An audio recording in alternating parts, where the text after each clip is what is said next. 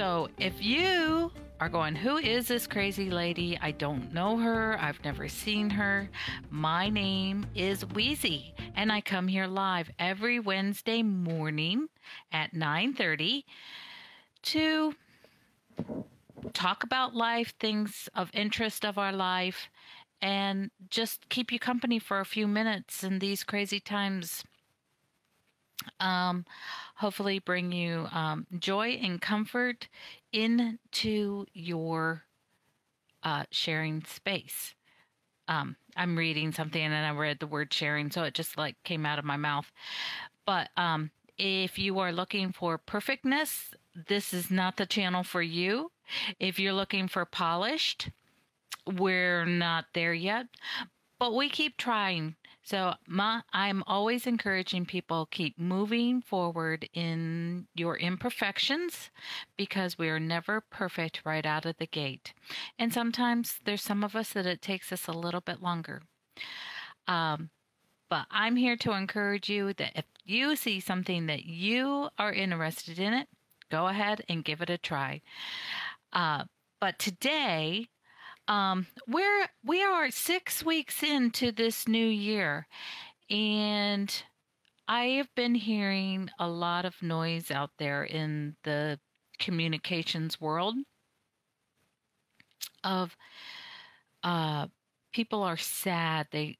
They're fatigued. They're just we're just tired of COVID, things from the election, the political arena of things that are happening. I'm not going on either side. I'm just saying these are things that are happening. And as a whole, doesn't matter what side you're on, we're tired, mentally tired. So in today's Wednesday with Weezy, first I have two favors for you. Could you type in the comments and tell me where you're coming from? What state? Are you coming from? Give us a hi. And if this is your first time coming on, type in newbie or something like that. And thank you for coming and watching. But anyways, today we are going to talk about something that I think a lot of us do. And we've done quite a bit of it probably since maybe before the pandemic, but definitely the pandemic. We've had more time on our hands, so we've had more time to explore what's out there on TV world. We can, I guess you can go to the theaters now. I'm not much of a moviegoer, but but a lot of things have been brought into our computers, into our smart TVs for our viewing enjoyment. And do you enjoy watching? Is there old reruns that every time they come on, you just love to watch it and you can watch it over and over and over again? If so, type into the comments what show or movie that is that is in there. And if you are typing into the comments, if I don't answer, sometimes there's a delay. So if I see them, I keep looking over to see if I see anything. I don't see anything yet, so I'm thinking that you don't have anything in the comments. But anyway, if you have that favorite TV show or a movie that every time it comes on, it does something to you, just like going, I have to watch it. Well, today I'm going to share why that might be and how it can be a good thing. So I am just going to go ahead. I've pulled together, I found several articles on this, and so I just kind of pulled out some highlights from articles, so I'm not going to reference where I got the stuff from. If you want it, I will provide it for you if that makes you feel better. But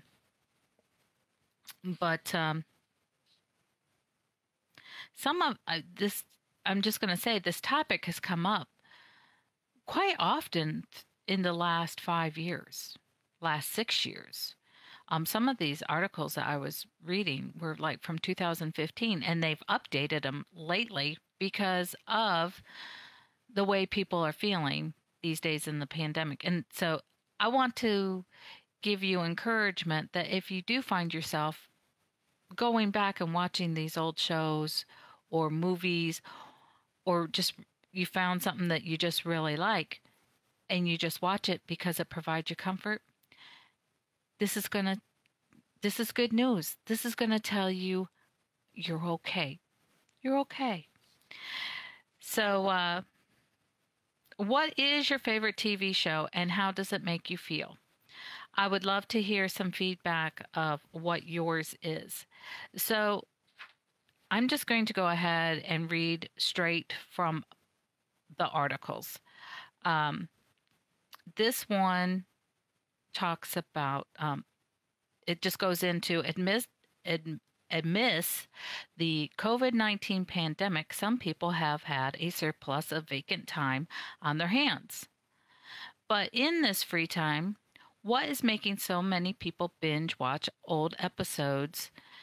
They use SpongeBob and Friends. At our house, it's MASH. We've watched old game shows, and I'll share some more later at the end of what we've been watching. But for you, it for it varies for everybody. They were probably a younger writer, so that's what causes them to like this. So what's behind the increased popularity of reruns besides pure boredom? There are a few reasons that have come to light in this time of crisis to explain this phenomenon. It turns out there is a reason you can't get enough of these reruns, even if you've seen them a million times. It's your psyche. Rewatching shows and movies you have already seen are attractive to your brain because the perfect, comforting nostalgia trigger. Is that not the truth?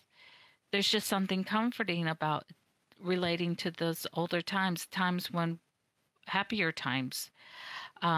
It's the same reason you read your favorite book series or watch shows on Hulu or Netflix rather than opting to whatever new shows your friends are recommending.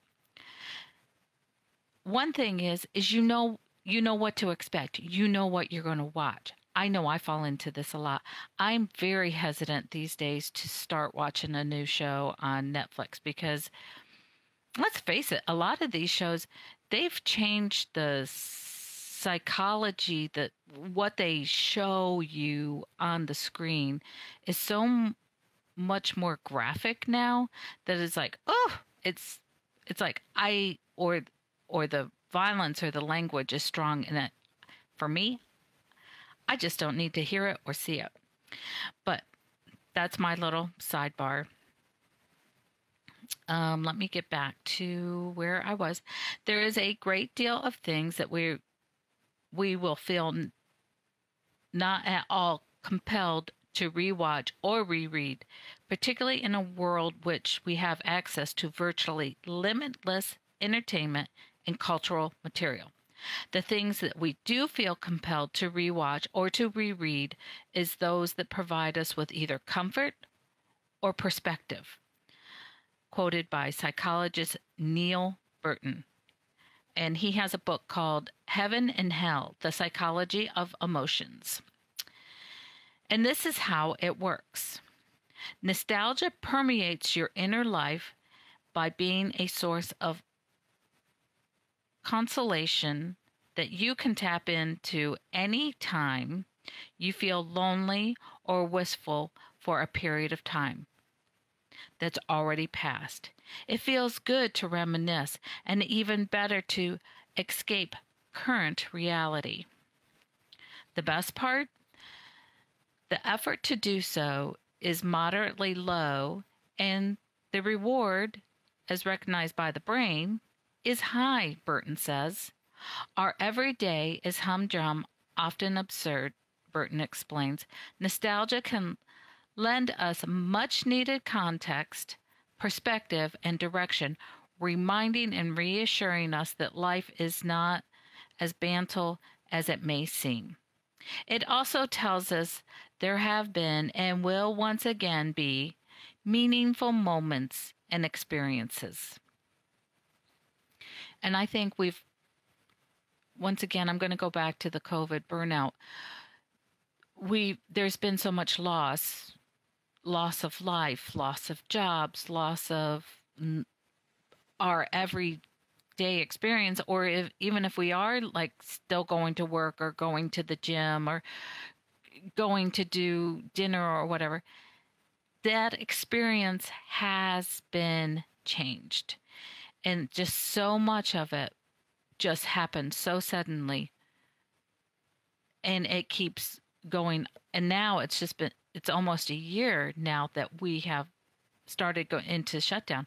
In 1 month, we went from, like, right now, we went into total shutdown.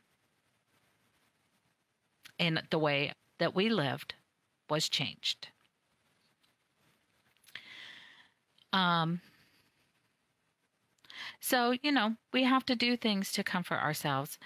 Um, so it goes on to say it brings total comfort to you and your brain, a sense of normalcy, and you have control over what's in your brain.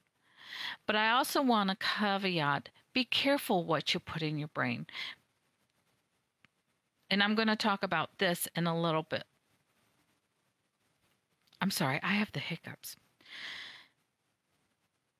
But the articles that I was reading, it just gave us ways to, why we wanted to check out. And as you heard, there's a nostalgia there. There's a sense of control there. You can just kind of check out from all of the other things that you were watching. One article even prefaced that particularly moms need that time to, quote unquote, check out, to calm. It calms the brain. And we need that sense of calm in our brain every day. No, it's not good to do this for long periods of time. There's adverse effects from sitting too much. You might tend to eat or drink too much. Those are things that you have to be caveat of. So, make sure that you get up every few minutes. It's good to get up every 20 minutes or whatever, but that's good for, even if you're working at your computer. Those are just things that are good to think of. Maybe do some exercises or walking while you're watching. But don't check out. You can't check out on your responsibilities for hours. But I think here and there, I think it's perfectly good. I know there's been times that myself, in the couch, maybe a bowl of popcorn or chips and, my favorite drink. We had ourselves a really good party. And maybe for an afternoon, my brain needed to just shut off from different things that were happening in my world. And once I went through TV, then I started going through books. But, it's okay as long as you don't totally check out.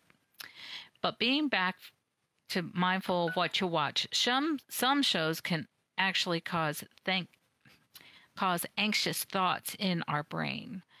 I know I used to love to watch the show Suits. I think it's a Canadian show. It comes on, I'm not sure which network it came on. I always watched it on Amazon. Loved the show, loved the characters. But oh my gosh, these people were snakes and backbiting, and they were, it's like, oh, what if they get caught? And I would find myself just getting so anxious about it that it caused, and during that time of my life, I was already suffering from anxiety. And it did not help my anxiety at all. That finally, after season 6, I'm just like going, I cannot watch the show anymore. And there's several shows that are like that. So there's sometimes, if you're feeling too anxious, you might just want to wait till you're a little calmer in a different state of mind. I know I still have a hard time watching. I just don't go for violence and horror. They're just not my genre. I'm not saying that they're horrible or whatever, but they're just not my cup of tea. It's not the way I'm going to go. you probably wouldn't like a lot of the ways that I go because, you know, we're all different. It's all okay. Uh, but currently, I'm sorry, I'm checking my notes. But currently, at 10 o'clock at night, there's a lot of shows that are on that I love that are currently playing on TV, but I don't want to put that stuff in my brain when I'm getting ready to go to sleep. So I save those for the weekend and I rewatch them. Um, I rewatch a lot of things either on Amazon or Hulu. Um, but if you have DVRs or whatever, you can DVR it. But what I do like to watch before I go to bed at night, I love the old Johnny Carson reruns. I think it's on Antenna TV.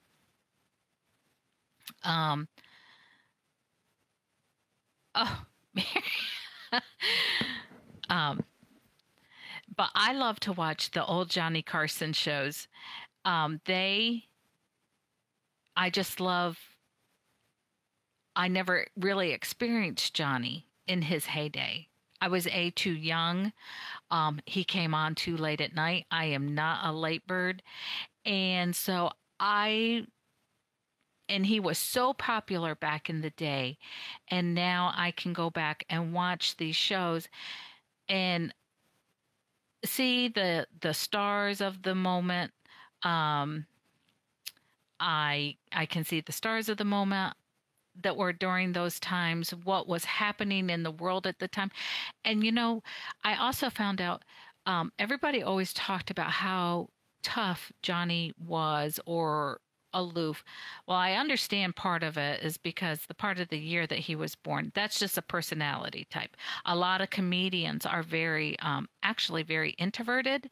And so, and they don't have a lot of time for simple chitter chat. So they may not come off warm and fuzzy, but they have a wicked sense of humor. And Johnny definitely had a sense of humor, but there was a soft spot of Johnny, him being born and raised in Nebraska, in the grassroots part of America. Um, he would bring to us very simple characters. The other night, he had a man who was an artist. He was 95 years old, and he had a different flair of art. It would not be an art that I would care about. It was very folk arty, uh, kind of childlike, simple. Yeah, a little distorted, like Picasso or something like that. But Johnny just shared moments with that man and moments of his life. And the man was 95 years old. Here he was doing on the Carson show. And it was so funny and just so heartwarming. And there's times that you get to revisit some of our oldies and goodies, like Mel Brooks was on the other night, and it was right after Young Frankenstein had come out. Hysterical, hysterical. But once again, that nostalgia brings you back to those times, movies that you've seen, and then you get a little backstory of what was going on at that time. Because Mel Brooks movies definitely were risque for their time, hysterically funny. Mary says her favorite shows are True Blood, Game of Thrones are two of her favorites, and her favorite TV show is This Is Us. Lots of people love all three of those shows. So if I'm glad that you have something that you watch and you enjoy, that it's your checkout time. Another thing that I watch, I don't watch a ton of nostalgia TV, but another thing I did watch, we were watching it before the pandemic came, but we would turn on, there for a while we could get the old, one of the game shows. Buzzer TV is what we had. And we would watch the old Family Feud with Richard Dawson. Loved that. I I did not like Richard Dawson when I was a young girl. I did not like how he kissed the women, and I don't know, he creeped me out. But now that I went back and I rewatched those shows, he was just he was just kind of a regular Joe, and he actually was honoring people and very warm and friendly with the people. It really wasn't that as creepy as I experienced it as in my younger age. Also, Match Game. Love Match Game. The thing about Match Game that I liked to see the old stars, but it was the answers of some of the questions because that was considered a very risque show too, for its time. And the answers were, sometimes just like, ooh, when I remember going, ooh, they said that on TV back in the day. Now they're like nothing. But it was fun to try to guess, going back into that time period, what would those people say? And love to watch what they wa- wore, see what the fashions are, actually see how we're regenerating some of the fashions from some of these old shows, particularly the game shows, because they were the real time shows. And same with Johnny Carson, that was the fashion of the day. And you can see how classic styles have remained in style and how collars have grown and shrunk and suit jackets and plaids to non-plaids, and it's just fun. But it just takes your brain someplace else. And the other thing about the old game shows I like to watch is the prizes, the models of the cars. But the one that just always gets me is one of the consolation prizes a lot of times was an answering machine. We don't even have answering machines anymore. Everybody has voicemail, it's built in, but heck, we don't even hardly have a landline anymore. So it's just kind of fun to watch all of that. And Mary says they also like the new To Tell the Truth. They enjoy watching that. I remember watching the old To Tell the Truth with my dad and Gary Moore. Dad loved that show. So it's just kind of fun to do those things. But the other thing is I've also discovered in the last couple of years shows that I didn't think I would like when they came out. Maybe I wasn't in the right mindset. I might have been in a different part of my life. But now I go back and I rewatch some of those shows and I find them funny or entertaining. I do think part of the reason I didn't watch a lot of them is because they came on the coattails where I already felt like that style of show is already saturated. And I was just kind of beyond that because I do grow bored with things. It's like after I see a formula and it's been replayed so many times, I get bored. I'm not that's just me. And so one example is Boston Legal. When that came on, it was just so absurd for its time. But David E. Kelly is one of my favorite producers. In fact, one of the shows that I love to watch now is a David E. Kelly show. He takes the everyday and what's happening and gives it a little warped twist. I do like a little twist of the unusual into some of my shows. And William Shatner played Denny Crane in Boston Legal. Just perfect. At the time, it was probably just too much reality. And I had watched some of other legal shows and I was getting burnt out on them. So that's probably why I did not like Boston Legal. But a couple years ago, I went back and I watched all the seasons of Boston Legal and I laughed and I'm just like going, oh gosh, I remember those times. Oh, I remember it. they would show things like when cable news was starting to get big, and the Nancy Grace show style shows and stuff like that.